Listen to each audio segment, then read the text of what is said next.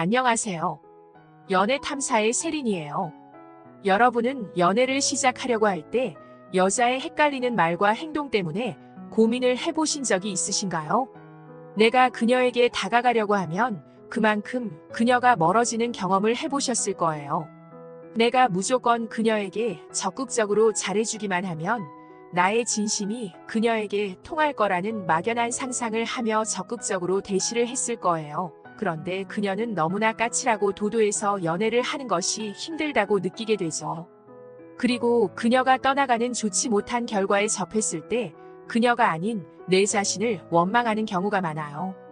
내가 그녀에게 부족한 사람이고 더 잘해주지 못해서 그녀가 떠나갔다고 생각하며 자신의 무능함을 탓하기도 하죠. 그러나 연애의 고수라고 말하는 일부의 남자들에게는 여자들이 안달이 나서 오히려 남자에게 구애를 하는 경우도 있어요. 그럼 고수인 남자와 평범한 남자와는 어떤 차이가 있었던 것일까요? 대부분의 남자들의 생각에 여자가 안달내는 남자들은 돈이 많고 잘생겼을 거라고 생각을 해요. 물론 돈이 많고 잘생겼다면 좀 더 유리할 수는 있겠지만 꼭 그런 것만은 아니에요. 연애를 잘 못하는 남자들은 분명히 자신의 행동 중에 스스로 연애를 망치는 행동이 있다는 거예요. 오늘의 영상을 보신다면 연애를 망치는 남자들의 사소한 행동에 대해서 알게 되실 거예요. 구독과 좋아요, 알림 설정은 영상을 만드는데 큰 힘이 됩니다. 잊지 말고 꼭 부탁드려요. 여러분들은 어떤 여자를 매력적으로 느끼시나요? 얼굴이 예쁘거나 바스트가 큰 여자 또는 애플립을 가진 여자가 매력적으로 느낀다는 것에 대해서는 다들 동의하실 거예요. 예쁜 얼굴과 S라인의 여자를 좋아하는 것이 남자의 본성인 것처럼 여자도 마찬가지죠. 여자들에게 어떤 남자를 좋아하냐고 물어보면 착하고 나에게 올인하는 남자가 좋다고 얘기를 해요. 그러나 이렇게 착하게 여자에게 올인하는 순간 여자는 남자를 함부로 대하게 될 거예요. 그 이유는 나에게 연연하고 전전긍긍하는 이 남자는 나보다 못났다고 느끼기 때문이에요. 여자들이 가장 좋아하는 남자는 잘난 남자라는 사실이에요. 이런 사실을 알게 된 남자들은 너는 잘나지도 않았는데 잘난 남자를 좋아한다고 라고 화를 내시는 분도 있을 거예요. 그러나 이것은 모든 남자들이 예쁘고 몸매 좋은 여자를 좋아하는 것과 같이 최고의 남자를 만나고 싶다는 여자의 본능인 거예요. 생물학적으로 남자는 여러 여자에게 자손을 퍼뜨리고 싶어하고 여자는 최고의 유전자를 가진 남자의 자식을 갖고 싶어하기 때문이죠. 여자들은 최고의 남자에게는 여러 명의 여자들이 관심을 가지고 있다는 사실을 알고 있기 때문에 항상 긴장하고 애원하게 되는 거예요. 다시 말해 너무 여자에게 잘해주고 전전긍긍한다면 여자는 이 남자가 잘난 남자가 아니라는 사실을 직감하게 되는 거예요. 그래서 이 여자는 이 남자에게 올인하지 않고 일명 간제비가 되어가는 거예요. 대부분의 남자들은 평소에는 그렇게 가성비를 따지며 조금이라도 싼 점심을 먹으면서 여자를 만날 때는 그녀에게 잘 보이고 싶은 마음에 10만 원에서 20만 원의 데이트 비용은 우습게 쓰게 되는 거예요. 여자들은 가볍게 남자를 만날 때 돈을 많이 쓰는 남자를 선호하고 진짜 사랑하는 남자를 만날 때는 오히려 절제력이 있는 남자를 선호하죠. 여자는 사랑하는 남자를 챙기기 위해서라도 오마카세 같은 비싼 음식을 남자에게 사게 하지 않아요. 많은 남자들이 처음 만난 호감 가는 여자에게 잘 보이기 위해서 허세를 떨며 비싼 음식과 선물을 사줍니다. 그러나 실제로 돈이 많은 남자가 아니면 그 다음에 데이트 비용을 감당하기 어렵게 되고 그로 인해 자신의 부족한 경제력을 한탄하며 여자와 헤어질 수밖에 없는 상황이 되는 거예요. 자신의 성욕에 잠식당해 여자에게 돈을 물 쓰듯이 쓰는 퐁퐁남이 되는 거예요. 지금부터 여자에게 절대로 하지 말아야 하는 행동에 대해 알려드릴게요. 첫 번째, 무조건적인 칭찬. 많은 남자들은 여자에게 칭찬을 해줘야 한다는 말을 들어보신 적이 있으실 거예요. 여자에게 칭찬을 해주면 여자가 기분이 좋아져서 스킨십도 쉽게 허용하고 더 나아가 잠자리까지 쉽게 하겠지 라고 생각하는 경향이 있어요. 그러나 여자들은 그렇게 단순하지 않아요. 우리가 잘 알고 있는 백설공주 동화를 생각해 보세요. 일곱 난장이가 백설공주에 많은 도움을 주고 챙겨줬지만 결국 백설공주가 선택하는 남자는 난장이가 아니라는 사실을 모두 알고 있잖아요. 여자는 자신이 노력하지 않아도 알아서 잘해주는 남자에게는 노력하려고 하지 않아요. 여러분이 비싼 밥을 잘 사주고 좋은 장소에서 데이트를 하지만 쉽게 스킨십을 허락하지 않는 경험을 해보셨을 거예요. 그럼 이 여자는 왜 이런 남자를 만났을까요? 그것은 이 남자를 만나면 비싼 음식을 먹고 좋은 곳에 데려가주고 끊임없는 칭찬을 들으면 자신의 자존감이 올라가기 때문에 만나주는 거예요. 난 백마탄 왕자를 만나기에 충분한 여자라고 스스로 자존감을 올리기 위해서예요. 만약 여자가 백마탄 왕자를 찾지 못한다면 결국 이 남자와 연애가 되는 경우도 있어요. 그러나 이런 연애에서 여자는 갑의 관계로 남자는 을의 관계가 고착되는 거예요. 날 백마탄 왕자가 아닌 일곱 난장이 중에 하나로 생각하기 때문에 남자는 여자를 위해 항상 희생하고 배려하지만 여자는 남자를 함부로 막 대하게 되는 거죠. 여러분들을 좋아한다고 쫓아다니는 여자에게 긴장감이 생기시나요? 전혀 생기지 않고 막 대해도 된다는 생각마저 들 거예요. 여자는 남자가 갑자기 떠날 수 있다는 불안감과 긴장감이 생겨야 그 남자를 옆에 두기 위해서라도 남자에게 잘 보이려고 노력하거나 먼저 유혹하기 위해 스킨십을 시도하는 거예요. 두 번째, 지나치게 비위를 맞춘다. 혹시 알고 지내던 여자에게서 오늘 뭐해라는 카톡을 받고 신바람이 나서 오늘 아무것도 안 하는데 맛있는 거라도 사줄까? 라고 톡을 보내며 여자를 만나신 적이 있으신가요? 이렇게 여자가 빈 시간이 생기거나 심심할 때 연락하면 항상 반갑게 대답하며 만나주는 남자에게 여자는 큰 가치를 느끼지 않아요. 홈쇼핑에서 매직 임박이라고 하거나 한정판이라고 해야 마음이 급해져서 충동 구매를 하게 되는데 언제라도 구입할 수 있는 물건이라면 별로 가치를 느끼지 못하는 것과 같은 이치예요. 여자는 절대로 자기보다 아래라고 생각하는 남자와는 연애를 하려고 하지 않아요.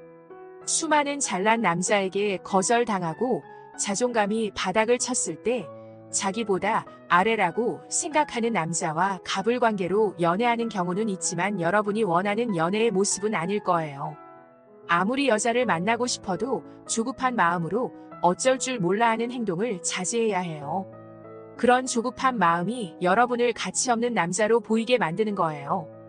그녀를 위해 모든 것을 바칠 준비가 되어 있는 남자에게는 고마움을 갖기는 하지만 남자로서 매력을 느끼지는 못한다는 겁니다. 그래서 여자들이 나쁜 남자에게 빠져드는 거예요. 여자는 뭐든지 쉽지 않은 나쁜 남자를 만날 때 자신이 특별한 여자가 되었다고 생각하게 돼요. 너무나 쉽게 얻은 것은 가치가 없으니까요. 여러분은 착하고 다정하지만 예스맨이 되어서는 안 돼요. 내가 좋아하는 여자가 아니라 나를 좋아하게 만드는 여자가 될 수 있게 행동하는 것이 중요해요. 내가 너무나 그녀를 좋아한다면 최소한 여자도 남자를 좋아하는 상황을 만들어야 해요. 세 번째, 무리한 데이트 비용이나 선물 비용 지출. 여자를 만나기 힘든 남자일수록 여자를 만나게 되면 자신을 과대 포장하기 위해 무리하게 데이트 비용을 지출하거나 값비싼 선물을 하게 돼요. 외모가 조금만 예뻐도 너무나 가치 있는 여자로 인식하고 많은 돈을 여자에게 투자하게 됩니다. 그러나 이렇게 많은 돈을 그녀에게 투자하다 보면 본전이 아까워서도 어떠한 상황에서 그녀와 헤어질 수 없다라고 생각을 하게 돼요. 주식에 돈을 투자하고 손해를 보면 그 손실을 만회하기 위해서 더 많은 돈을 투자하는 것과 같은 이치예요. 잘못된 투자라는 것을 알고 있지만 자신이 실패했다는 것을 인정하고 싶지 않아서 모든 것을 잃기 전까지 투자를 계속하게 되는 거예요. 그녀가 잘못된 행동을 하고 있지만 그녀에게 투자한 돈이 너무 많기 때문에 더 무리를 하고 비위를 맞춰서라도 그녀와 헤어질 수 없다라고 생각하죠. 남자는 데이트 비용으로 음식값, 술값으로 15만 원에서 20만 원을 투자했고 여자는 커피값으로 10,000원 미만의 돈을 지출했다면 누가 더 쿨하게 헤어질 수 있을까요? 남자는 투자금이 아까워서라도 계속 그녀에게 집착하게 되는 거예요. 모든 것이 돈 때문이라고 말하기는 어렵지만 경제적으로 아주 여유롭지 않다면 연애에서 데이트 비용을 무시하기란 쉽지 않을 거예요. 그렇게 연애의 초보일수록 여자의 환심을 사기 위해 돈을 쓰려고 하기보다는 내 자신의 매력을 키우는 것에 더 많은 투자를 하시기 바래요. 연애 탐사는 중년들의 삶의 질을 높이는데 도움을 드리기 위한 채널입니다. 여러분의 행복한 연애를 응원합니다. 안녕하세요. 사연 읽어주는 남예입니다. 오늘도 와주셔서 감사드리며 오늘의 여성 사연자분 사연은 제가 소개해드리도록 하겠습니다. 많은 청취 부탁드리며 오늘의 사연 시작하겠습니다. 안녕하세요. 저는 30대 초반 병원에서 일하고 있는 물리치료사입니다. 제가 어릴 때 아버지가 돌아가시고 친정 엄마는 힘들게 혼자 저를 키우셨지만 항상 제가 있어서 너무 감사하다고 말씀하셨죠. 그 덕분에 형편은 어려웠지만 마음만은 항상 따뜻하고 다정하게 살아갈 수 있었어요. 병원에서 만나는 환자들은 몸이 아픈 분들이지만 치료를 하다 보면 마음의 고단함을 토로하는 사람들이 많더라고요. 병원 사람들은 적당히 받아주는 신용만 하라고 하지만 제 성격상 그렇게 되지가 않더라고요. 그리고 그 덕분에 지금의 남편을 만나게 되었고요. 환자분, 이제 거의 꾀병이라고 봐도 될 것 같은데요. 지난번에도 다 나았다고 말씀드렸는데 회사에서 일하기 싫어서 시간 때우러 오시는 건가요? 눈치 채셨나요? 아니, 집에 가서도 계속 선생님 생각이 나는데 어떡합니까? 데이트 신청 안 받아주시면 매일 병원으로 출근할 수도 있습니다. 표면적으로 보면 남편의 끈질긴 구애에 제가 넘어간 것처럼 보이지만 사실 저도 남편과 나누는 잡다한 이야기들이 재밌고 좋았답니다. 남편과 저는 연애를 하는 내내 이야기가 참 잘 통했어요. 남자만 4형제 집안의 둘째였던 남편은 저보다 3살이 많았어요. 첫째 형과는 5살 터울이었고 아래로 2살 차이의 동생들이 2명 있었습니다. 형과 동생들은 모두 결혼을 해서 이미 조카들만 4명 있었죠. 혼자서 자란 네가 대가족으로 시집을 가면 힘든 일이 많을 거야. 그래도 우리 딸 지연이 예쁨 받으면서 잘 살 수 있지? 그럼 내가 누구야? 병원에서 내 별명 몰라? 무적의 지연쌤 아니겠어? 친정 엄마는 동서들이 많은 시댁살이가 너무 걱정되는 모양이었어요. 상견례장에서도 우리는 딸랑 엄마와 저 둘이 나왔는데 남편 집에서는 시부모님 포함 8명이 나와 앉아서 무슨 면접 보는 것처럼 질문들을 퍼붓는 거예요. 정신없는 상견례를 마치고 엄마는 넌지시 보아하니 동서들 3명이 모두 만만치 않겠어. 그래도 지연아, 중심 잡고 네 할도리만 잘하면 된다. 알았지? 네네, 엄마 말씀 명심하고 또 명심하겠나이다. 어차피 내가 갖지 못한 것에 집중하면 삶은 온통 결핍투성이지만 내가 가진 거에 만족하면 의외로 감사할 일은 많단다. 엄마는 항상 주문처럼 말씀하셨어요. 하도 어릴 때부터 들어서 주입된 낙천주의라고 제가 얘기한답니다. 혼자서 자랐기 때문에 남자 형제들이 많은 것은 오히려 약간의 기대감을 주었었죠. 결혼과 동시에 저에게는 위로 형님이 1분, 아래로는 동서가 2명이 생겼답니다. 형수님은 당신이랑 나이 차이가 7살이나 나는데 재수씨들은 당신보다 1~2살이 다 어린데 괜찮겠지? 한 번에 자매님들 많이 생겼다 생각해. 하하, 무슨 성당 다녀? 자매님들이라고? 내가 이래봬도 사회생활 7년차 아닙니까? 걱정하지 마. 하지만 인생은 참 장담할 것이 아니네요. 병원에서 마주치는 진상 고객들에게 나름 단련이 된 성격임에도 3명이 다 다른 매운맛의 동서들은 좀 힘들더군요. 첫째 큰형님은 저보다 나이가 많지만 철이 덜 든 어른 같았어요. 좋은 말로 하면 아끼고 검소한 타입인데 한 끗 차이로 궁상맞은 오지라퍼라고나 할까요?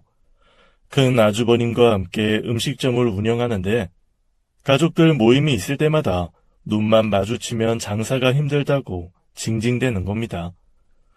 그런데 아무리 힘들어도 맏며느리라면 때와 장소를 가려서 신세 한탄을 해야 하는데 말이죠. 결혼하고 나서 시댁에서 첫 가족 모임에 갔을 때였어요. 큰형님이 커다란 쇼핑 봉투에 1kg짜리로 소분된 쌀들을 꺼내놓더군요. 그런데 날짜를 보니 도정일이 너무 많이 지났더라고요. 어머님을 비롯해서 다른 사람들은 모르는 것 같더라고요. 저는 형님이 모르고 가져왔다고 생각해서 둘만 있을 때 살짝 말씀을 드렸죠. 왜? 뭐 어때서? 나도 거래처에서 받은 건데 어쩌다 보니 기간이 좀 지났더라고. 그래도 죽지 않아. 그리고 어르신들은 이런 거 신경 안 써. 에이, 그런 거라면 형님네가 그냥 드시지 왜 가져왔어요. 아무리 그래도 부모님한테 저렇게 오래된 묵은 쌀을 선물로 드리는 건 아닌 것 같아요.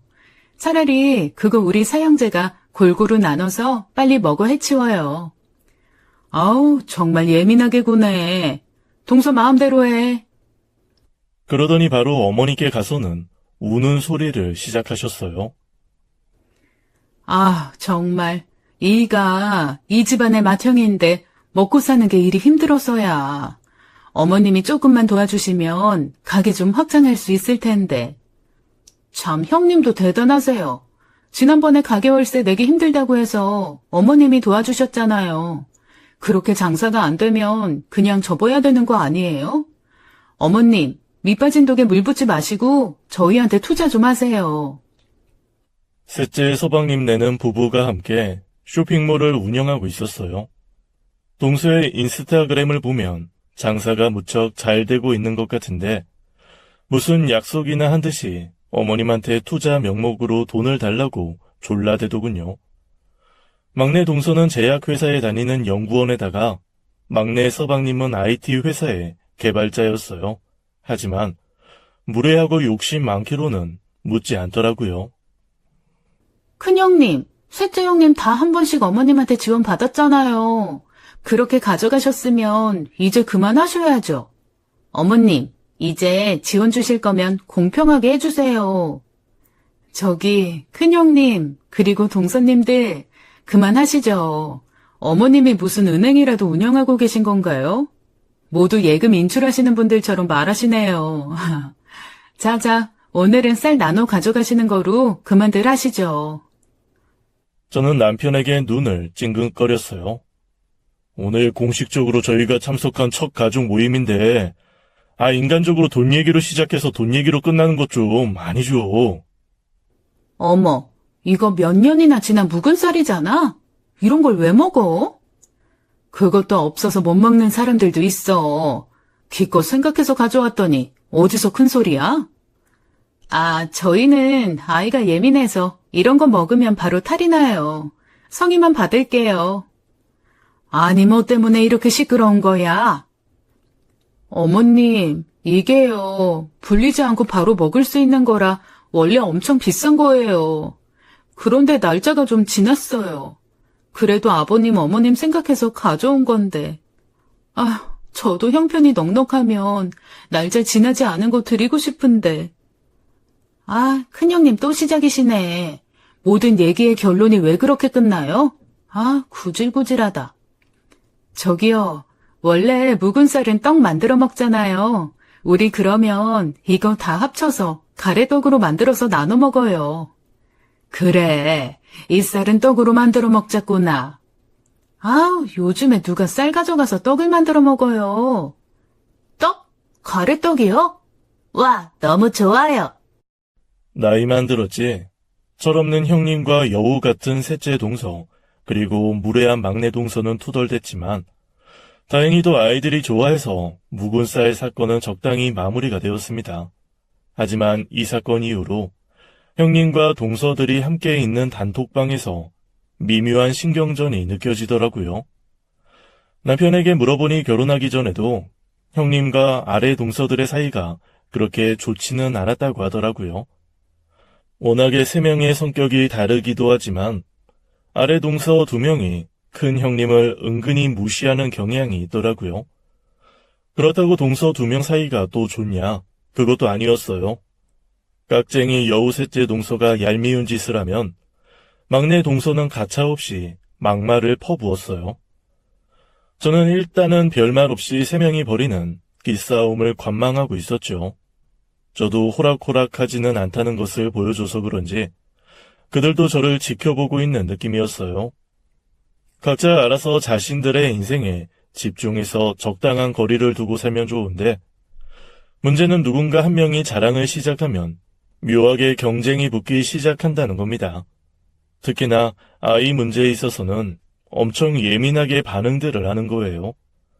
큰 형님의 둘째와 아래 동서들의 아이들이 연년생으로 나이대가 비슷했는데 그 시작은 항상 큰 형님이었죠. 식구들이 모이는 날에는 초등학생 1명과 유치원생 조카들 3명이 모두 모여서 항상 정신이 없었죠. 이번에 우리 장손 민석이가 학교 축구부에 들어갔어요. 여기 경쟁률이 엄청 치열했어요. 그런데 워낙에 민석이가 운동신경이 좋아서 축구부 코치님이 기대가 크다고 하네요. 어머, 우리 서우도 어제부터 줄넘기 강습받기 시작했는데 원장이 처음부터 이렇게 잘하는 앤 처음 봤다면서 난리도 아니었어요. 서우야, 너 줄넘기 가져왔지? 할아버지 할머니한테 한번 보여드리자. 아, 누가 줄넘기를 거실에서 해요. 아, 정말 수준 안 맞아서. 말선, 현우, 우리 영어로 토킹 좀 해볼까? 우리 현우는 이번에 대기 타던 영어 유치원에 드디어 입학을 했답니다. 막내 동서는 막내 조카에게 영어로 노래를 불러보라고 시키더군요. 갑자기 조카들의 장기자랑 무대가 시작되었죠. 주방에 계시던 시어머님도 거실로 나가서 시아버님 옆에 자리를 잡으셨어요. 결국 주방에는 저 혼자 남아서 식사 준비를 해야 했네요. 형님과 동서들은 다 자기 아이들을 앞세워서 노래부터 태권도, 그림 그리기 등 그동안 유치원과 학교에서 배웠던 모든 특별 활동을 보여주느라 정신이 없었어요. 어머, 영어 유치원 비용 장난 아니라고 하던데. 좋겠다. 동선에는 영어 유치원에도 보낼 수 있고. 어머님, 우리 장소는 일반 유치원 졸업했어도 둘째 민준이는 영어 유치원에 보냈으면 좋겠는데 어머님이 좀 도와주시면 안 돼요? 아우, 요즘엔 다 영어 유치원에 간다고 난리네, 난리. 형님, 요즘엔 그런 거 다 소용없어요. 운동이 대세라고요. 운동이 대세면 뭐해? 운동도 다 부모가 뒷받침 잘해줘야 하는 건데. 요즘엔 축구든 뭐든 다 돈이 얼마나 들어가는데. 이럴 때 능력 있는 할아버지 할머니가 필요한 건데. 맞아요. 요즘엔 운동도 부모가 재력 있어야 가능하더라고요. 어머님, 이번에 아버님 명의로 된 여주에 있는 땅 사겠다고 부동산에서 연락 왔다면서요? 아니, 셋째 너는 그런 얘기를 어디서 그렇게 듣는 거니? 땅이라는 게 다운 때가 있어야 임자 만나는 거다. 쉽게 매매가 되는 게 아니야. 어머머, 정말이에요, 형님? 그런 소식을 혼자만 알고 있었던 거예요? 어머님, 혹시라도 그 땅 팔리게 되면 우리 모두에게 다 알려주셔야 돼요. 무슨 하이에나도 아니고 시부모님이 여윳돈이 생기기라도 할라치면 당장이라도 달려들어서 다 뜯어낼 기세였어요. 얘들아, 배고프지? 누가 숟가락이랑 젓가락 잘 놓는지 볼까? 저는 화제를 돌리는 게 낫겠다 싶더군요. 하지만 다 함께 식사라도 할라치면 각자 자기 자식 새끼들만 챙기느라 오히려 시부모님은 뒷전으로 밀릴 때가 있더라고요. 우리 장손, 여기 할아버지 옆에 앉아야지. 할아버지 옆에서 갈비찜 원 없이 실컷 먹어. 아니, 누가 보면 집에서 고기 구경도 못하는 줄 알겠어요. 그리고 매번 민석이랑 민준이만 아버님 옆에서 먹는 게 어디 있어요? 맞아요. 왜 애들을 벌써 줄을 세우냐고요. 현우도 갈비찜 좋아한다고요. 우리 민석이가 장손이잖아. 그럼 장손 대접받는 게 당연하지. 그게 무슨 줄 세우기야? 형님, 너무 없어 보여요. 요즘 시대에 장손 촌스럽게. 장손이 무슨 벼슬인가? 어머님, 저희가 형편이 어려우니까 이렇게 동서들이 무시하는 거라고요. 이 꼴을 보시면서도 저희 안 도와주실 거예요? 아니, 왜 또 결론이 그렇게 흘러가요? 얼마 안 가서 이렇게 또 자기들끼리 말싸움이 벌어지는 겁니다. 시 부모님들은 익숙하다는 듯 고개를 절레절레 흔들더군요. 자, 우리 어린이들 각자 숟가락 젓가락 밥그릇 들고 여기로 모여요. 어린이들끼리 여기서 따로 먹기로 해요. 저는 우왕좌왕하고 있는 아이들을 따로 불러 모아서 상을 차렸습니다. 그리고 남편에게 아이들 밥 먹는 것을 도와달라고 요청을 했죠. 형님, 그리고 동서들, 애들도 보고 있는데 엄마들이 계속 이렇게 말다툼하고 있는 거 교육에 절대 도움 안 돼요. 그런 얘기들은 따로 만나서 얘기를 하든지 해야죠. 애들이 뭐라고 생각하겠어요. 아니, 동서, 지금 나 가르치는 거야? 동서가 아직 애가 없어서 뭘 모르는 모양인데 동서도 애 낳아봐. 내 자식 입에 들어가는 게 제일 우선이라고. 어머, 둘째 형님 지금 보니까 엄청나게 잘난 척 하시는 타입이네. 어머님도 뭐라고 안 하시는데 무슨 권리로 이래라 저래라 하시는 건지. 그럼 큰아주버님이랑 서방님들 오시면 다 같이 모여서 이 문제에 대해서 이야기해볼까요? 아, 뭐하러 일을 크게 만들어요. 둘째 형님 말씀대로 여기서 정리해요. 지금까지 서로 물어뜯던 세 명이 어느새 서로 한편이 되어서 불만 섞인 표정을 억누르며 마지못해 제 이야기대로 따르더라고요. 신기한 건 이날 이후로 단톡방에서 서로 시기 질투가 난무하던 이들이 얌전해졌다는 겁니다. 그리고 결혼 이후 첫 어버이날을 앞둔 어느 날 셋째 동서에게서 연락이 왔어요. 형님, 이번 어버이날은 다 같이 밖에서 식사하기로 했어요. 애들도 있고 하니까 패밀리 레스토랑 예약해서 먹기로 했어요. 그래요. 그런데 왜 단톡방에서 의논하지 않고 어머님한테도 여쭤봐야 되지 않을까? 어버이날인데 어머님한테 물어보긴 그렇잖아요. 우리가 알아서 해야지. 이미 예약이 된 거니까 형님은 예약하시고 예약금도 보내주세요. 아니, 결정된 거면 동서가 하면 되지. 이런 건 차라리 막내 동서가 하는 게 낫지 않아? 아우, 저랑 막내는 일도 바쁘고 정신이 없어요. 그리고 결혼하고 첫 어버이날이니까 형님이 꽃다발이나 케이크도 준비하면 좋을 것 같고요. 아니, 나도 직장 생활하고 바쁜 사람인데. 그런데 전화가 뚝 끊어져 버렸습니다. 저를 이렇게 시험에 들게 하나요? 이건 뭐 노골적으로 나한테 다 떠맡기려는 심보가 너무 훤히 보이는 겁니다. 하지만 결혼하고 첫 어버이날이니 이 정도는 내가 하자고 생각을 바꿔먹었죠. 시가 근처 유명 패밀리 레스토랑에 일단 어른들 인원수만 예약을 하고 조카들은 현장에서 추가로 결제를 진행하기로 했죠. 카네이션 꽃다발을 준비하고 생일도 아니라서 케이크는 생략할까 했지만 조카들이 있어서 겸사겸사 제일 큰 크기로 준비를 했습니다. 그리고 단톡방의 날짜와 장소 시간 등을 알려드렸죠. 당장에 큰형님한테 득달같이 전화가 왔네요. 동서, 집안 행사 장소랑 메뉴를 이렇게 독단적으로 정하는 게 어디 있어? 아무리 그래도 내가 집안의 맏며느리고 큰형님인데 지난번부터 동서 너무 나서는 거 아니야? 아니, 나서는 게 아니라 이미 다 이야기 됐다고 예약만 하라고 저도 통보를 받아. 아, 시끄럽고 우리가 음식점 하는 거 뻔히 알면서 다른 음식점을 예약해? 도와주지는 못할 망정 정말 너무한다. 동서가 다 알아서 해. 그리고는 전화를 먼저 끊어버렸습니다. 아니, 서로가 짠 듯이 이렇게 자기 할 말만 하고 전화를 끊어버리네요. 아무래도 셋째와 막내가 둘이서 작당 모의를 한 것이 분명한 느낌이었어요. 그래도 취소할 수는 없는 일이어서 그대로 진행을 할 수밖에 없었죠. 어버이날 당일이 되어서 큰 형님네가 안 오면 어찌나 걱정이 되었는데 웬걸요?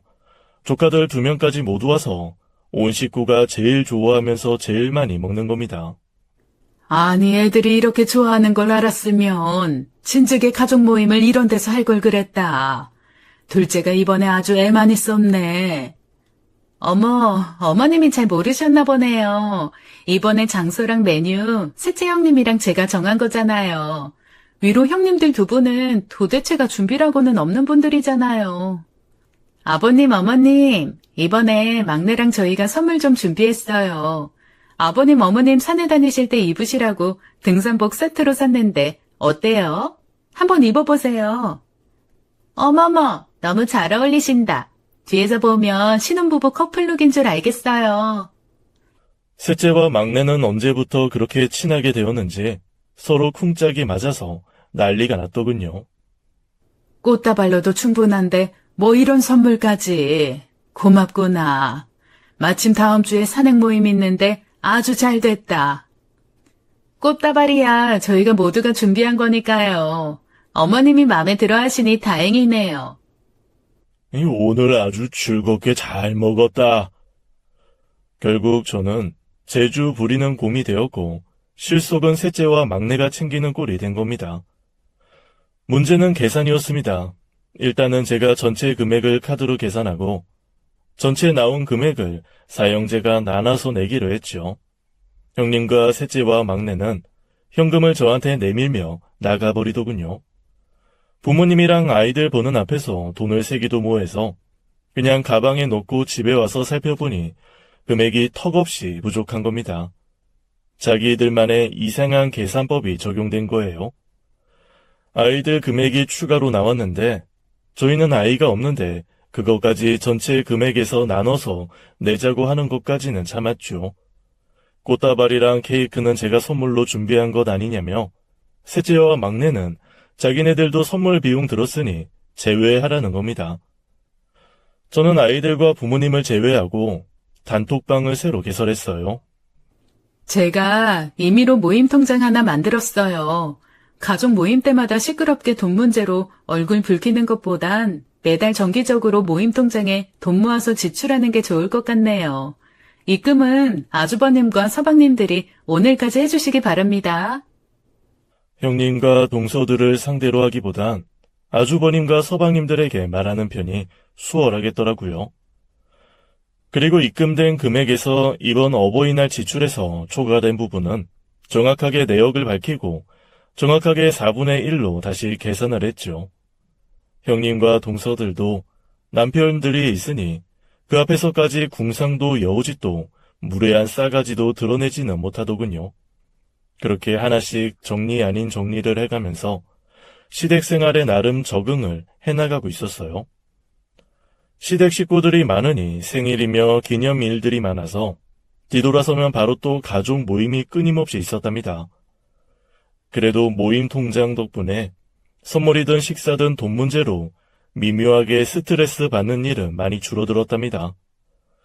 그렇다고 사람까지 한 번에 바뀌지는 않더라고요. 친정 엄마 말대로 갖지 못한 것에만 집중하는 사람들은 내내 결핍이고 불만투성이가 되는 거죠. 기왕에 모임 통장에 적지 않은 돈이 들어가는데 어른들 생일만 챙길 게 아니라 그럼 우리 애들 생일도 서로 챙겨주는 게 어때? 다 같이 모여서 얼굴 자주 보면 좋잖아. 지금도 한 달에 한 번 이상은 얼굴 보는데 애들 생일은 각자 집에서 알아서 해요. 어머님도 애들을 자주 봐야 우리보다 애들 봐서라도 좀 지원해줄 거 아니야. 셋째는 가끔 보면 머리가 안 돌아가. 아니 큰형님네는 애가 둘이고 우리는 한 명인데 2명 생일 다 챙겨주면 형평성에 어긋나는 거 아닌가요? 제발 좀 공평하게 하자고요. 이 정도면 피곤할 만도 한데 형님과 동선에는 정말 지치지도 않고 다시 뭉쳤다가 헤어졌다를 반복하네요. 물론 아이가 없는 저는 안중에도 없는 사람들이었죠. 저기 막내 동서, 그럼 공평하게 아이 없는 나는 어떡해? 그렇게 하나하나 다 따지면 가족이 아니잖아. 아니 어버이날엔 칼같이 계산하자고 하는 사람이 왜 또 말이 달라요? 참, 막내는 융통성이 없어. 그리고 제발 형님들한테 말 좀 예쁘게 할 수 없어? 아, 나는 그런 거 모르겠고 아이들 생일 선물도 그럼 금액 정확하게 정해서 해요. 애들이 원한다고 핑계대서 또 큰형님 큰 거 챙길 생각하지 말고요. 그럼 1년에 아이들 생일과 크리스마스 선물로 개별 가족당 금액 책정해서 지출하죠. 생일 잔치는 각자 알아서 개별적으로 하는 걸로 하고요. 아유, 우리 둘째 형님은 리더십이 아주 끝내주세요. 근데 매번 그렇게 나서서 정리하는 거 좀 재수없다고 해야 할까? 동서, 그렇게 마음속 이야기 들리게 해줘서 고마워. 뒤에서 하는 것보단 바로 사람 면전에서 해주니 민망하고 아주 좋으네. 그리고 다음 달 제 생일 모임은 생략하고 지나갈게요. 공평하게 생일 축하금도 받지 않을게요. 공평? 그거 저 들으라고 하는 소리예요? 막내야, 시끄럽고. 왜, 무슨 일 있어? 아니요, 제 생일에는 친정엄마 모시고 여행 다녀오려고요. 시댁 행사가 워낙 많다 보니 친정엄마 얼굴 보기도 힘들었던 신혼이었어요. 남편에게도 생일에는 친정엄마와 보내고 싶다고 말을 했죠. 그랬더니 남편이 저를 낳느라 고생한 어머니를 위해 둘만의 특별한 여행을 준비해줬어요. 제가 운전까지 하려면 힘들다고 소규모를 대상으로 한 프라이빗한 국내 패키지 여행이었답니다. 엄마도 오랜만에 여행이라 너무 좋아하시더라고요. 관광지도 구경하고 오래간만에 온천에서 함께 등도 밀어드렸죠. 그래도 박서방이 속이 참 깊다. 둘째라서 그런가? 원래 첫째 형한테 치이고 동생들 틈바구니에서 살아남으려면 둘째들이 양보도 잘하고 중재도 잘하는 법이란다. 그래서 그런가? 나까지 아수라판 형님이랑 동서들 사이에서 중재자를 할 수밖에 없네. 여전히 돈 때문에 사부인을 괴롭히는 거야? 무슨 얘기를 해도 결국엔 돈 좀 주세요로 결론이 난다니까. 신기해. 나는 혼자 외롭게 자라서 가족들이 많으면 서로 의지도 되고 재미있겠구나 했는데 이건 웬걸? 형님이랑 동서들 신경전이 무슨 사회생활보다 더 힘들어. 원래 가지 많은 나무 바람 잘 날 없다고 하지 않니? 그래도 시부모님이랑 아주버님 서방님들은 상식적인 사람들이라 다행이야. 그래, 그렇게 가진 것에 감사하며 살아야지. 네 속이 편하단다. 하지만 감사한 마음이 오래가지는 못했네요. 여행을 잘 마치고 서울로 돌아오는 여행사 벤 차량이 고속도로에서 4중 충돌 사고가 난 겁니다. 정말 눈 깜짝할 사이에 차가 가드레일을 박아버렸어요. 순간 저는 엄마와 짧았던 이 여행이 행복했던 마지막이 되는 건가 싶었어요. 엄마와 저는 중경상을 입었습니다. 서울에 있는 병원으로 이송돼서 2달 입원 치료를 받게 되었죠. 다니고 있는 병원에는 병가를 냈습니다. 남편이 매일 퇴근 후에 병원에 들러서 우리가 잠든 이후에 집으로 돌아갔죠. 시부모님은 바로 다음 날 병문안을 오셨어요. 정말 큰일 날 뻔하셨네요. 생일 기념여행 갔다가 이게 무슨 날벼락 같은 일이랍니까? 그래도 이만하긴 얼마나 다행이에요. 한 달 병원에서 지내면서 이것저것 검사도 받고 딸이랑 간만에 실컷 수다도 떨어보죠 뭐. 사부인이 이렇게 항상 밝으셔서 둘째가 그걸 닮았나 보네요. 둘째 너도 이번 기회에 아무 걱정 말고 좀 쉬어간다고 생각해라. 그런데 일주일이 지나고 2주가 지나도 형님과 동서들은 코빼기도 보이지 않는 거예요. 언제나 긍정 마인드인 엄마조차 섭섭한 모양이었어요. 제가 형님과 동서들네 4명만 있는 단톡방에 먼저 안부 인사를 했네요. 제가 병원에 입원해 있는 동안 다들 무탈하신가요? 궁금해서 안부 인사 전합니다. 큰 형님에게 바로 전화가 왔어요. 동서는 팔자 좋게 병원에서 쉬어서 좋겠네. 아니, 교통사고로 다쳐서 누워있는데 쉬긴 뭘 쉬어요. 교통사고 그거 나이롱 환자 아니야? 합의금은 얼마 받기로 했어? 친정엄마까지 하면 금액 꽤나 크지 않아? 좋겠다. 우리는 지금 장사가 안 돼서 직원까지 내보내야 할 판이야. 아무리 그래도 좋겠다는 말씀은 좀 심하시네요. 암튼 가게를 비울 수가 없어서 꼼짝을 못하겠네. 역시나 먼저 전화를 뚝 끊어버리네요. 더 과가는 셋째와 막내 동서였어요. 셋째는 단톡방에 내가 없어서 집안의 행사 조율은 자기가 다 해야 한다면서 투덜대면서 마지막에는 어머님이 병원에 들러서 돈을 줬는지 얼마를 줬는지를 캐묻는 겁니다. 정말 기도 안 차더군요. 막내는 딱 한 줄 올리더군요. 쾌차 기원. 아무리 그래도 그동안 지낸 가족으로서의 정이 있는데 이건 좀 심하다 싶더군요. 정말 답 없는 형님과 무개념 미운 동서들이 세트로 짠 것 마냥 마음에 스크래치를 냈습니다. 퇴근 후에 병원에 들린 남편에게 하소연을 했어요. 다들 정말 너무한 거 아니야? 내가 아무리 좋은 점을 찾아서 긍정적으로 생각하려고 해도 이건 아닌 것 같아. 사고가 나서 병원에 누워있는 사람한테 이럴 수가 있어? 생판 모르는 남이라도 이렇게는 안 하겠다. 이번에는 내가 옆에서 봐도 화가 나네. 원래 가족이라는 게 아주 안 볼 것처럼 싸우다가도 누가 아프다 하면 누그러지는 게 사람 마음인데 어찌 그렇게들 하나같이 이기적이야? 제가 면목이 없습니다. 장모님, 죄송합니다. 내가 형님이랑 동생들한테 전화해서 한마디 할까? 박서방이 나서면 일만 더 커지네. 그나마 괜찮았던 형제들 우애마저 흔들리게 되지. 사부인 얼굴 봐서라도 분란을 일으킬 수는 없지. 에휴, 속상하네 정말. 본의 아니게 바로 옆에서 이 모든 상황을 지켜보게 된 친정엄마한테 너무 미안했어요. 사실 그동안은 대충 얼버무려서 이야기를 했는데 이번 기회에 아주 확실하게 진상을 알게 된 것이죠. 아무리 좋은 것만 생각하고 긍정적으로 보려고 해도 제 인내심에 한계점이 오기 시작했어요. 하지만 병원에 있는 동안 제가 뾰족하게 할 수 있는 방법이 없더라고요.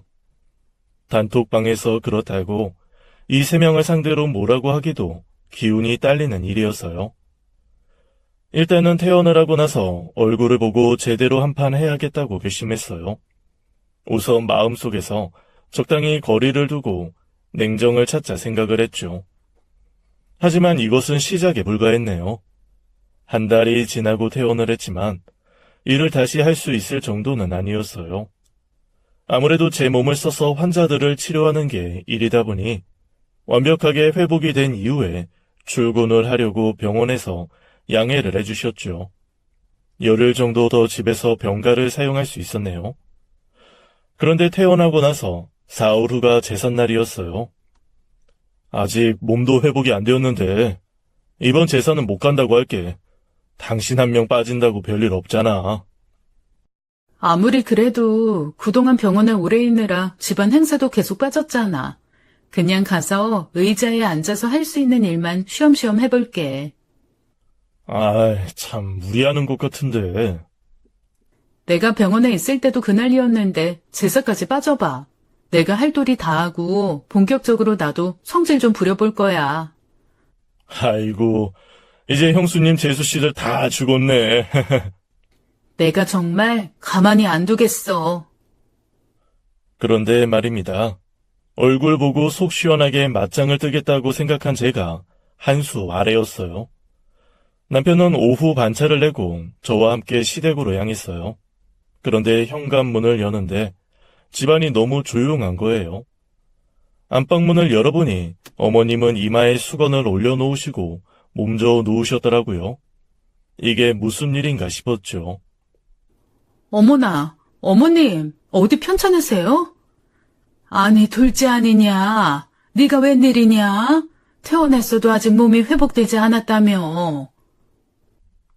며칠 전에 경민이가 전화해서 퇴원했다고 말하면서 네 걱정을 하도 하길래 제사에 안 와도 된다고 내가 말했는데 제가 말렸는데도 오겠다고 고집을 부려서 제가 반차 내고 같이 왔어요.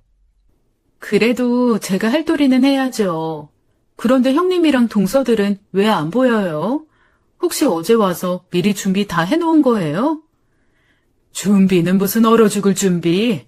이것들이 단체로 무슨 약을 먹었는지 어제 3명이 같이 와서는 제사를 안 지내겠다 선언을 하고 갔다. 내가 말려내. 이게 무슨 날벼락인지. 어머님은 머리가 아프신지 다시 자리에 누우셨어요. 거실로 나와 아버님께 자초지종을 들었지요. 첫째가 몇 달 전부터 어묵 좋은 곳에 가게 자리가 났는데 옮기기만 하면 대박이라고 계속 보증금을 보태달라고 조르더라. 아이 그래도 네 어머니가 꼼짝을 안 하니까 자기는 더 이상 맏며느리 노릇 못하겠다고 앞으로 제사는 참석하지 않겠다고 하더라. 아이 형수님이 언제 맏며느리 역할을 얼마나 하셨다고. 아이 셋째도 7세라 사업자금으로 대출받은 만기가 다가오는데 우리가 모른 척한다고 지들이 고생하는 꼴 봐야 속이 시원하겠냐며 자기들도 집안 제사 모른 척하겠다고. 아니 무슨 부모 자식이 계산기 두들기면서 오고 가는 거래야? 너무하네. 막내는 어제 영어 유치원으로는 안 된다며 이 국제학교나 유학을 보내고 싶다면서 자기네들한테는 교육비로 달라고 안 주시면 자기가 돈 벌어야 하니까 제사에 참석 못한다고. 아이 부모가 무슨 은행이야? 돈을 막혀놓기라도 했나? 다들 왜 이렇게 뻔뻔스러워?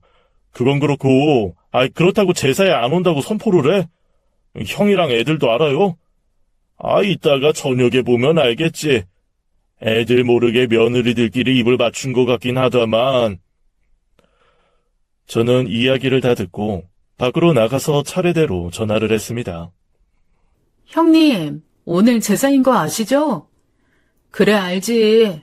근데 어머님한테 얘기 못 들었어? 나 이제 맏며느리 졸업하려고. 동서가 병원에서 편히 쉬는 동안 집안 행사가 얼마나 많았는지 알아? 그거 일일이 다 내가 어머니 모시고 다녔잖아. 근데 돌아오는 건 없어. 이제 이 집 제사는 똑똑한 동서가 알아서 해. 아니, 여기가 무슨 학교예요? 졸업을 하게.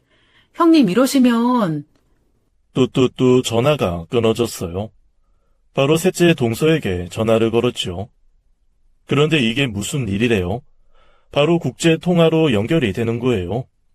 사업 자금이 없어서 난리를 부리더니 말입니다. 동서의 인스타그램을 살펴보니 해외 여행 중이더라고요. 참, 이 정도로 막 나가는 사람들이 가족이라니. 막내는 역시나 전화를 걸자마자 바로 통화 거절 안내 방송이 흘러나오네요. 그리고 문자 한 줄. 야근 중입니다. 그런데 후에 막내 동서 인스타 스토리에 올라온 것은 한우 오마카세. 조카에게 한우를 먹여주고는 바로 이 맛이지라고 쓰여있더군요. 오늘 제사를 지내야 하는데 큰형님과 동서들은 잠수를 타버렸고 어머님은 몸져 누우셨고 저는 아직 음식을 할 수 있는 상황이 안 되었어요. 말도 안 되는 형님과 동서들 때문에 분노할 시간이 없었어요. 일단 눈앞에 놓인 미션을 해결할 방법을 고민했습니다. 단골 환자 중에 한 분이 맞춤 음식을 하시는 분이 계셨어요. 주방 일을 많이 하다 보니 어깨가 많이 아프셨는데 제 치료를 받고 많이 좋아졌다고 언제든지 연락하라고 명함을 주고 가신 게 기억이 났어요. 그분에게 연락해서 급하게 제사상 차림을 부탁을 드렸습니다. 다행히도 제사상 차림 주문이 들어온 터라 재료가 준비되어 있었어요. 아버님께 제사 시간을 1시간만 늦게 지내자고 말씀을 드렸어요. 그리고 남편과 저는 제사에 필요한 나머지를 준비했죠. 저녁 10시에 늦은 제사상이 준비가 되었습니다. 큰 아주버님은 가게 마감 때문에 셋째 서방님은 사업상 중요한 미팅이 있다고, 막내 서방님은 프로젝트 PT 발표 때문에 야근 중이라고 연락이 왔어요. 어머님은 몸살 약을 드시고 한숨 주무시고 나더니 기운을 차리셨고요. 어머님, 제사 준비 다 끝냈어요. 나와 보세요. 어머님은 거실로 나와서 보시고는 깜짝 놀라셨어요. 그리고는 아버님과 눈을 마주치시고는 그렁그렁 눈물이 맺히시더라고요. 아니, 이게 무슨 일이야? 이 제사 음식을 어떻게 다 준비했어? 나는 이제 다 포기하고 있었는데. 자식들이 제사 준비 못하겠다고 하는데 정말 인생 헛살았다 싶더라고. 엄마, 정확하게 말하면 자식들 일하기보다는 며느리들이지. 그러니까 인생 다 산 사람처럼 그럴 필요 없어. 그리고 제사야 엄밀하게 말하면 우리 형제들이 준비해야 하는 거지. 어머님 그동안 결혼하시고 제사 치르느라 너무 고생 많으셨어요. 아버님이 외아들이라 어머님 혼자서 정말 힘드셨겠어요. 제가 이번에 준비해보니까 업체에 맡겨서 준비하는 것도 괜찮네요. 그래. 앞으로는 제사 음식 준비 하나하나 하지 말고 이번처럼 주문해서 합시다. 아니 웬일이래요? 그동안 내가 그렇게 이야기할 땐 안 된다고 하더니. 이번 기회에 나도 시대에 맞춰서 좀 변해봅시다. 파국으로 끝날 뻔한 제사는 이렇게 반전의 기회를 잡는 것으로 마무리되었어요. 어머님은 마음 한편으론 제사 준비를 며느리들에게 넘길 생각이 무산되었지만 오히려 음식 준비 신경에서 벗어날 수 있어서 기뻐하셨죠. 제사가 끝나고 나서 저는 내심 형님이나 동서들이 먼저 연락이 올 것이라 기대했어요. 인간적으로 그렇게 저한테 몽땅 떠맡긴 게 미안해서라도 말이죠. 하지만 정말 문자 한 통, 전화 한 통도 없더라고요. 3명 모두한테서요. 이럴 때 보면 또 3명이 참 잘 맞는구나 싶기도 했네요. 제사를 팽개치고 3명이 다 잠수를 타버린 것을 알았을 때는 정말 인내심이 바닥이 나서 저도 다시는 얼굴을 보지 않겠노라 마음을 먹었는데 막상 제사가 잘 마무리되고 시부모님과 남편이 좋아하는 것을 보니 분노가 좀 사그라지기도 하더군요. 하지만 괘씸한 마음만큼은 남아있어서 한 번은 갚아줘야겠다고 벼르고 있었죠. 제사 이후에 저도 병원에 복귀를 하고 몸도 거의 회복이 되었어요. 그리고 한 달 정도가 지난 뒤 어머님의 생신날이 다가왔어요. 아무래도 생신은 모두 같이 의논을 해야겠다 싶었죠. 그런데 어머님이 먼저 연락이 오셨어요. 둘째야, 이번 내 생일은 내가 하고 싶은 데서 하자꾸나. 어디서 하시고 싶은데요? 집에서 저희가 미역국이라도 끓여서 할까 했는데. 아니다. 번거롭게 집에서 하지 말자. 그렇다고 지난번처럼 레스토랑은 왔다 갔다 하느라 정신이 없더라고. 이번에는 애들은 다 반차를 내던지 가게를 맡기던지 하고 평일에 애들 유치원 갔을 때 조식으로 하자꾸나. 조식요? 저희가 무슨 정작의 모임이라도 하나요? 애들 없이 좀 긴하게 얘기도 나누고 싶어서 그런다. 네, 알았어요. 장소는 적당한데 제가 알아볼게요. 장소 예약하면 나한테 알려주렴. 가격 상관하지 말고 좋은 데로 잡으렴. 공지는 가족방에 내가 직접 할 테니. 어머님한테 약간의 비장한 기운마저 느껴진 것은 저만의 착각이었을까요? 저야 고민거리를 하나 덜었으니 마음이 가벼웠죠. 집이니 음식 메뉴니 결정하려면 또 형님과 동서들이 자기 입맛대로 말들이 많을 테니 말이죠. 저는 어머님의 말씀대로 시내 호텔 한식당으로 예약을 했습니다. 어머님의 생신날 아이들 없이 사형제와 며느리들만 모였습니다. 아니, 이렇게 좋은 데 오는데 애들도 함께 오면 얼마나 좋았을까? 왜 아이들 없이 모임을 잡은 거야? 이거 다 둘째 동서가 또 설계한 거야? 형님, 제가 무슨 사기 기술자입니까? 설계를 하게요. 어머님이 특별히 요청해서 저는 예약한 것밖에 없어요. 형수님, 이 사람 사고 나서 처음 보는 건데 안부부터 물어봐야 하는 거 아니에요? 옆에서 보는 제가 다 섭섭해지려고 하네요. 아니, 아주버님, 그동안 좀 변하셨네요. 예전에는 별 말씀 안 하시더니 말 속에 뼈가 있다. 너무 뼈 때리는 소리라 제가 다 찔끔하네요. 뭐래. 아니, 주말 다 놔두고 왜 황금 같은 평일에 연차를 내게 만들어요? 진짜로 어머님이 오늘 이렇게 하자고 한 거 맞아요? 여전히 자신들만 생각하는 형님과 동서들이 막말을 쏟아낼 무렵 어머님이 들어오셨어요. 아니, 시어머니 생일이라 평일 오전 반차는 게 그렇게 짜증나고 아깝냐? 아니, 주말에 모이면 애들도 같이 오고 좋잖아요. 내가 애들 앞에서 너희들이 그렇게 계속 말도 안 되는 이유로 옥신각신하는 거 보여주기 싫어서 일부러 이렇게 잡았다. 그래도 우리 장남이 이런 호텔에서 밥 먹어보고 싶어 했는데 너무 섭섭해요, 어머님. 시어머니와 시아버님은 서로 눈을 마주치고 신호를 보내시더군요. 일단 밥부터 먹자구나. 오늘 기니 너희들 모두에게 할 얘기가 있어서 불렀으니 이 밥 먹기 전부터 아웅다웅 하지 말고 어디 어머니 생신 축하부터 하는 게 순서 아니겠냐. 저와 남편은 주문했던 케이크를 가져다 달라고 했어요. 아이들이 없어서 조금은 민망하게 어른들 10명이 모여서 생일 축하 노래를 불렀네요. 어머님은 초를 불기 전에 평소보다 길게 소원을 빌고는 촛불을 끄셨어요. 식사가 다 끝나고 후식을 먹을 때쯤 아버님이 헛기침을 하시더니 말을 시작하셨어요. 오늘 너희들에게 중대한 발표를 하나 하려고 한다. 얼마 전에 고향에 있는 땅이 드디어 주인을 만나서 좋은 값에 매매를 했다. 큰 형님은 갑자기 환호성을 질렀어요. 셋째와 막내 동서는 서로 눈빛을 교환하더니 웃음을 숨기지 못하더군요. 그 중에 5억을 둘째네에게 증여해 줄 거다. 서류상으로 이미 증여 서류는 다 끝났고 변호사 선임해서 공증까지 마친 상태야. 순간 잠시 동안의 정적이 흘렀습니다. 나머지 돈은 우리 노후 자금으로 사용할 생각이다. 끝이라고요? 이거 생일날 서프라이즈 농담이세요? 제가 잘못 들은 거 아니죠? 어머님.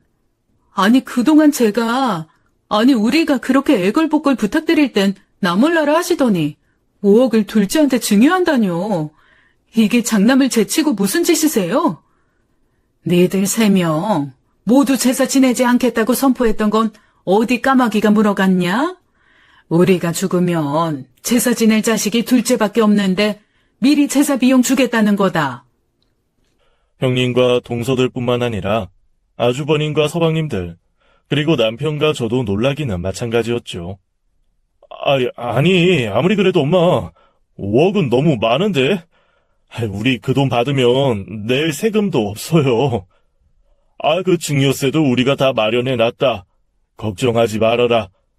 너는 와이프 잘 만나서 복 받은 거라 생각하고 이 둘째 아가한테 잘하기나 해. 니들도 이미 다 알고 있었지? 제사인데도 나 몰라라 하고 다들 다시는 제사 같은 거 안 지낸다고 이 시어머니를 협박하고 셋이서 똘똘 뭉쳐서 참적해버린 거 말이다. 알면서 거기에 동조한 니들도 나빠. 니들 자식들이 뭘 보고 배우겠니? 둘째가 태어나고 몸도 안 좋은데 혼자서 그 몸 끌고 와서 제사 준비 다 했다. 난 사실 둘째가 아니라 며느라가한테 주는 돈이다.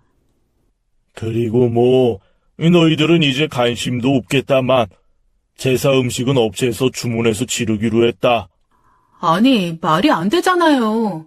제사 지내는 비용 미리 주시는 거라면서요. 그런데 음식 준비도 이제는 안 해도 된다고요? 이건 너무 형평성이 맞지 않아요. 사실 저는 그날 진짜로 야근하고 있었어요. 그리고 사실 저는 막내라서 형님들이 하자는 대로 한 것뿐이라고요. 저는 너무 억울해요. 그날 막내 동서 인스타 스토리에 보면 한우 오마카세에 갔던데 민수랑 다정하게 사진까지 찍어서 올렸던데. 그렇게 말을 잘하던 동서는 처음으로 말을 더듬더군요.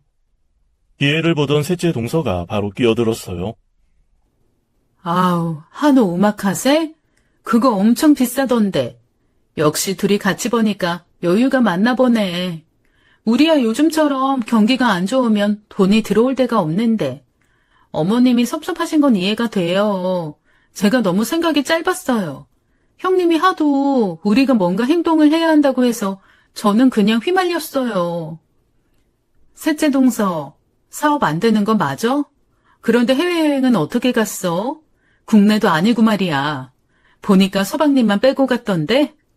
내가 동서 계정 팔로우하는 거 몰랐어? 아니, 세상 사람들 모두에게 자랑하려고 한 거 아니야? 아니, 그건 친정에서 같이 가자고 해서 간 건데.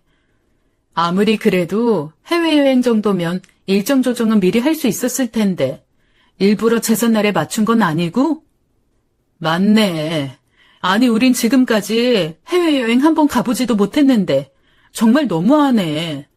그리고 무슨 휘말리긴 누가 휘말려? 제서 거부하자고 처음에 얘기 꺼낸 거 동서잖아. 아유, 어머님 장남이랑 맏며느리만 불쌍하다고요. 서방님들은 몰라도 저희한테까지 이러시면 너무 섭섭해요. 저는 병원 동료가 찍어서 보내준 사진을 보여주었어요. 마침 그 동료 사는 곳이 큰 형님네 음식점이 있는 동네였거든요. 제 동료가 형님네 가게 근처에 사는데요. 매일 이렇게 손님이 많다고 하는데요. 아니, 장사가 너무 잘 돼서 2호 좀 낸다고 소문이 파다하던데요. 다들 너무한 거 아닙니까? 형이랑 니네들도 대충은 다 눈치채고 있었을 거 아니야. 남자는 여자하기 나름이 아니라 여자는 남자하기 나름인 거 몰라? 애들 보기 부끄럽지도 않아? 애들이 부모한테 손 벌릴 궁리만 하고 만나기만 하면 도와달라고 징징하는데 걔네들이 커서 형이랑 너희들처럼 똑같이 굴면 기분이 어떻겠냐? 오늘 결정한 사항은 앞으로도 변하지 않을 거다. 그러니 니들도 괜한 짓들 하지 말어. 오늘 들어보니 우리 자식들이 아주 넉넉하게 다들 잘 살고 있네. 그런 의미로 오늘 밥값은 둘째 빼고 니들 3명이 정확히 나눠서 계산들 해라. 아, 뭐예요? 왜 오늘 밥값에 둘째 형님은 빠지는데요? 내 생일이니까 내 맘이다. 그리고 둘째는 내 생일이라고 제주 여행권 준비해줬다. 니들은 빈손으로 왔잖아. 이게 딱 네가 좋아하는 공평 아니냐? 시부모님들이 자리를 떠난 뒤에도 큰형님과 동서들은 서로 난리가 났더군요. 예의 서로 목소리를 높이며 자기 할 말들만 쏟아냈어요. 이제 그만들 좀 해. 부모님들한테 그렇게 쓴소리 듣고도 정신을 못 차려. 이제부터 제사든 뭐든 편가르지 말고 다 같이 나눠서 할 생각해. 이건 내가 맏형으로 하는 얘기야. 큰 아주버님의 기세가 워낙 강해서 아무도 토를 달지 못했네요.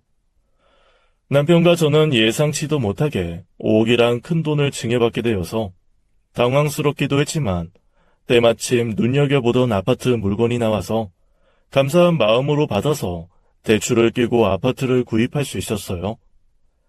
아파트에 이사하고 나서 시부모님과 형님네, 동선 애들을 모두 초대해서 집들이를 했죠.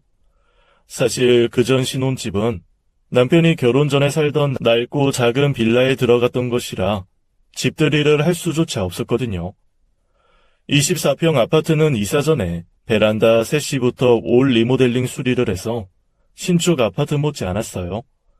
정말 이사하기 전날에는 너무 설레서 잠이 오지 않았습니다. 친정 엄마도 너무 기뻐하셨어요. 네가 마음을 잘 쓰니까 이렇게 좋은 일이 생기는구나. 지난번엔 병원에서도 나도 마음 너무 상해서 시댁 식구하고는 아예 절연이라도 하라고 말하고 싶은 걸 꾹 참았는데 참길 잘했다. 하하하. 내가 누구야? 엄마한테 어릴 때부터 주입된 낙천주의자잖아. 내가 할 수 있는 건 먼저 하고 내가 이미 가지고 있는 것만 생각해도 세상 살만하잖아. 큰 형님과 동서들은 아파트를 둘러보더니 아직도 믿기지가 않는다는 듯 투덜대기 시작했어요. 나는 정말 어머님이 진짜로 이렇게 동서에게 5억을 몽땅 주실지는 몰랐어. 그냥 우리에게 정신 차리라는 뜻으로만 말만 그렇게 하시는 건 줄 알았는데. 큰형님은 정말 망연자실하게 아파트를 둘러보더라고요. 위치도 그렇고 연식이 좀 됐지만 전망도 너무 좋고 나중에 아이 낳아도 학교 보내기도 너무 좋네. 큰형님은 부러운 마음을 그대로 내보이며 기가 한풀 꺾였더라고요. 그리고는 오히려 저한테 제사 지낼 때 음식을 자기한테 맡기면 안 되냐고 하는 거예요. 자신이 그대로 해줄 테니까 업체에게 맡기는 돈을 자신에게 달라는 겁니다. 어머, 어쩌죠 형님? 그 제사 음식 결제는 어머님이 직접 하시는데요. 차라리 어머님한테 부탁드려보세요. 와, 이건 또 무슨 소리야? 아니, 어머님이 제사 지내는 비용 먼저 주신 거라면서요. 왜 말이 다른 거예요? 그럼 제사 비용 모두 그 5억에서 나가야 맞는 거잖아요.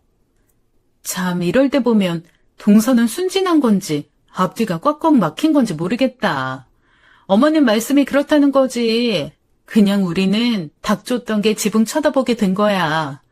정말 우리가 몇 년 동안 공들인 걸 둘째 형님은 제사 한번 잘 치렀다가 로또에 당첨된 거지. 이거 누구한테 하소연할 수도 없고 요즘 내가 밥맛이 다 없다니까. 제가 어머님께 듣기로는 그 땅 팔고 남은 돈이 아직도 많다고 하던데 이제부터라도 마음을 다해서 진심으로 모시면 좀 가능성이 있지 않을까? 왜 동화책에도 나오잖아. 나그네의 외투를 벗기는 건 바람이 아니라 따뜻한 햇살이라고. 그렇게 징징대는 것보단 뭐가 어머님 마음을 움직일까 생각해보라고. 아, 어디서 또 훈계질이야. 그깟 5억 받았다고 엄청 유세네. 막내 동서는 돈 따위는 상관없는 척 먼저 나가버리더군요. 하지만 큰형님과 셋째 동서는 확실하게 태도가 변하고 있는 중이네요. 지만 한번 제삿날에는 큰형님이 먼저 전을 붙여 오겠다고 연락이 왔어요. 어머님이 제사에 관련된 모든 권한을 저에게 일임하셨거든요. 물론 제사에 관련된 지출은 어머님이 살아계실 동안에는 당신이 하신다고 하셨죠. 제삿날에는 큰형님과 셋째 형님이 앞 다퉈서 일찍 오더군요. 어머님, 제가 전 부쳐왔는데 간 좀 봐주세요. 아무래도 밖에서 돈으로 사는 건 정성이 없잖아요. 제가 아버님, 어머님 제사 모실 때도 제가 직접 전은 붙여서 올릴게요. 이렇게 할 수 있는 걸 그동안 왜 한 번도 하지를 않았니? 너 매번 가게에서도 음식 냄새 맡아서 힘들다고 전 부치는 거 다 끝내고 나서야 오지 않았냐? 아우, 어머님, 이것 좀 한번 입어보세요. 이번 저희 쇼핑몰에서 인기 최고 자켓이에요. 없어서 못 파는 건데 제가 어머님 위해서 특별히 하나 챙겼어요. 너는 내가 사이즈를 얼마 입는지도 모르니? 나이 들면 옷을 한 치수 크게 입는단다. 내가 77 사이즈 입은 지가 언젠데 66 사이즈를 가지고 오니? 큰 형님과 셋째 동서는 어머님께 잘 보이려고 아무리 노력하는 척을 해도 어머님은 단번에 간파를 하시네요. 막내 동서는 아예 시부모님 댁에 발길을 하지 않겠다고 또 선포했다가 막내 서방님에게 이혼을 당할 뻔했어요.